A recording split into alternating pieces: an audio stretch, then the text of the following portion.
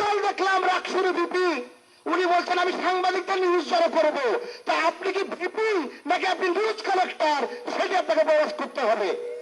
VP সাহেবকে আরেকটি জিনিস বলতে চাই, উনি বলছেন সাংবাদিকদের বিরুদ্ধে ব্যবস্থা নেবে। আমরা দেখেছি নির্বাচনের আগে যমুনা গ্রুপের হেলিকপ্টার নাকি ভালো ছিল আমির সাহেবের কাছে, এখন ওই ভিপি সাহেবের কাছে ভুলপুর মিডিয়া, রাজশাহী ইউনিভার্সিটি নিউজ 24 ভালো। প্রথম সারির গণমাধ্যম, সমাজের দর্পণ হিসেবে যারা কাজ করেন, রোদ ঝড় বৃষ্টিতে যারা সংবাদ সংগ্রহ করেন, তাদেরকে সাহায্য করার দাবিতে ভিপি দিয়েছেন। অনতিবিলম্বে তার এই বক্তব্য তিনি যদি প্রত্যাহার না করেন, তার বিরুদ্ধে আমরা আইনগত ব্যবস্থা নেব। তিনি একজনের দায়িত্ব থেকে রাজশাহী বিশ্ববিদ্যালয়কে কলঙ্কিত করার অধিকার কার নাই। আমরা আশঙ্কা করছি এই হামলার পেছনে একটি বিশাল ষড়যন্ত্র থাকতে পারে। ওই পাকিস্তানি ক্যান্টনমেন্ট থেকে তারা ষড়যন্ত্র করছে, তোমরা রাজশাহী বিশ্ববিদ্যালয় দখলে নাও, রাজশাহী বিশ্ববিদ্যালয়ের লাইব্রেরি দখলে নাও, সেখানে যত মুক্তিযুদ্ধের ইতিহাস আছে সেগুলোকে জ্বালিয়ে পুড়ে দাও। তারই ফলশ্রুতিতে কিন্তু তারা লাইব্রেরি থেকে হামলা করেছে। তাদের ওই ছাত্রলীগ ধরার হামলার প্রতিবাদ, সেটা আমি মনে করি নিছক একটি বাহানা। রাজশাহী বিশ্ববিদ্যালয়ে ছাত্রলীগ ত্যাগ দিয়ে কয়েকজন সাধারণ শিক্ষার্থীকে এই ছাত্র শিবির এবং রাকসুর কয়েকজন সদস্য রাজশাহী বিশ্বের সবচেয়ে নিরাপদ স্থল যেখানে শিক্ষার্থীরা পড়াশোনা করে সেই লাইব্রেরিতে ঢুকে অতর্কিতভাবে হামলা করেছে এবং মারধর করেছে। তারপরে তাদের নিয়ে যাওয়ার সময় অ্যাম্বুলেন্স থেকে নামিয়ে আবার মেরেছে। এরপরে আবার এই বিশ্ববিদ্যালয়ের নির্লজ্জ প্রশাসন যাদের উপর হামলা করেছে তাদেরকে আবার গ্রেপ্তার করেছে।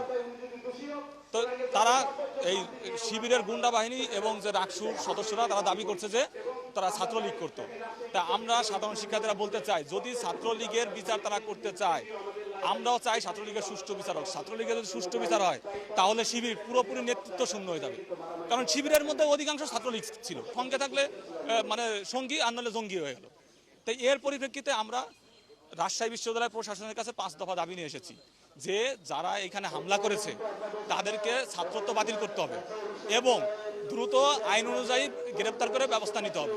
তারপরে যেসব রাকসুর সদস্য এই শিক্ষার্থীরা তাদের ভোট দিয়ে নির্বাচিত করেছে, তারা এই বিশ্ববিদ্যালয়ের ভিতরে লাইব্রেরির ভিতরে সেটা মারধর করছে, তাদেরকে বিশ্ববিদ্যালয়ের আপনার যে রাকসুর যে ছাত্র সংসদের পদ থেকে বহিষ্কার করতে হবে এবং যে নারীকে নিয়ে ঘটনার সূত্রপাত ওটা সুষ্ঠু তদন্ত করে যে দোষী তার বিরুদ্ধে ব্যবস্থা নিতে হবে। আমরা চাই আমাদের ক্যাম্পাসে যারা নারী শিক্ষার্থী আছে, ভাই বোনেরা আছে, সবাই যাতে সুন্দরভাবে নিরাপদভাবে পড়াশোনা করতে পারে। আমাদের রাজশাহী বিশ্ববিদ্যালয়ে যারা আমরা পড়াশোনা করতে আসছে এটা কিন্তু আমাদের অবশ্যই নিরাপদ আশ্রয়স্থল।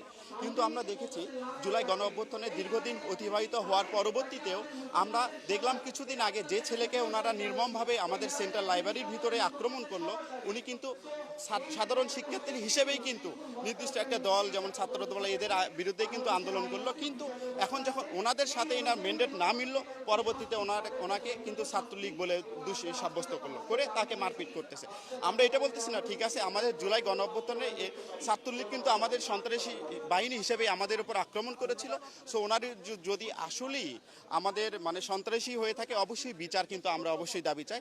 এখানে যে মারামারিকে কেন্দ্র করে এখানে পরবর্তীতে সাধারণ শিক্ষার্থীরাও কিন্তু যারা পড়াশোনা করতেছিল তারা সুন্দরভাবে কিন্তু দিয়েছে যে না, আমরা এই রকম পরিস্থিতি আবারও ফিরে আসতেছে। সন্ত্রাসী কায়দায় আমাদের রিডিং রুমের ভিতরে গিয়ে মারতেছে, যেখানে আমরা রাজশাহী বিশ্ববিদ্যালয় এখনো এক্সিস্ট করে, সুন্দর একটি প্রশাসন আছে, প্রক্টোরিয়াল বডি আছে, তারা কিন্তু এই বিচারটা করবে। আমরা দেখি যে কোনো প্রবলেম হইলে আমরা প্রক্টোরিয়াল বডিতে যাই, স্যারের ওখানে গেই, কিন্তু ওর ভিতরেই কিন্তু আমরা মারামারি দেখলাম। তাহলে যেখানে আশ্রয়স্থল সেখানে যদি স্টুডেন্টদেরকে মারপিট করে তাহলে এটা একটা কেমন বিষয় দেখা যায়। 5ই আগস্টের আগে যেরকম ছাত্রলীগ কায়দায় যে মানুষদেরকে, আমাদের ছাত্রদেরকে অধিকার আন্দোলনের যারা আমরা সাথে ছিলাম তাদেরকে মারপিট করছে, এইগুলো যেন আমাদের আর কখনো না হয়। সাধারণ শিক্ষার্থীরা কিন্তু এটাই দাবি চায়। এবং যে রাকসুর ভিপি জিএস এরা পরিকল্পিতভাবে কিন্তু সাধারণ শিক্ষার্থীর উপরে হামলা করে, এর প্রতিবাদে আমরা রাজশাহী বিশ্ববিদ্যালয়ের সাধারণ শিক্ষার্থীরা এখানে দাঁড়িয়েছি এবং আমাদের যে মূল দাবি সে দাবি অনতিবিলম্বে রাকসুর পূর্ণাঙ্গ বডিকে বিলুপ্ত ঘোষণা করতে হবে এবং যারা হামলার সাথে জড়িত রয়েছে তাদেরকে আইনানুগ ব্যবস্থা নিতে হবে। বিশেষ করে রাজশাহী বিশ্ববিদ্যালয়ের ভিপি এবং রাজশাহী বিশ্ববিদ্যালয়ের জিএস এরা পরিকল্পিতভাবে ভিডিও ফুটেজ রয়েছে, তারা হামলা চালিয়েছে, এই কারণে তাদের বিরুদ্ধে আইনগত ব্যবস্থা নিতে হবে এবং তাদের অনতিবিলম্বে ছাত্রত্ব বাতিল করতে হবে। সাধারণ শিক্ষার্থীদের আশা একটাই ছিল যে রাষ্ট্র প্রতিনিধিগণ আমাদের অধিকারের কথা বলবে, আমাদের সমস্যা নিয়ে কথা বলবে। আমাদের জুলাই পরবর্তী একটি দাবি ছিল যে আমরা ক্যাম্পাসে যদি ছাত্ররা বলবেন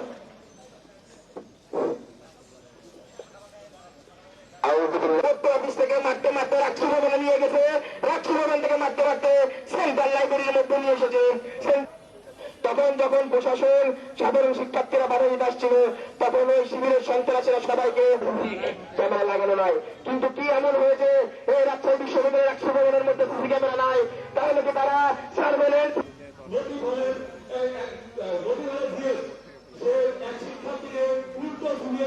শিক্ষার্থীকে বিভিন্নভাবে হয়রানি করে আসছে। তারপরে এই রাজশাহী বিশ্ববিদ্যালয়ের যে তারা বলতেছে না ছাত্রলীগের সাথে কোনো আপোষ নাই।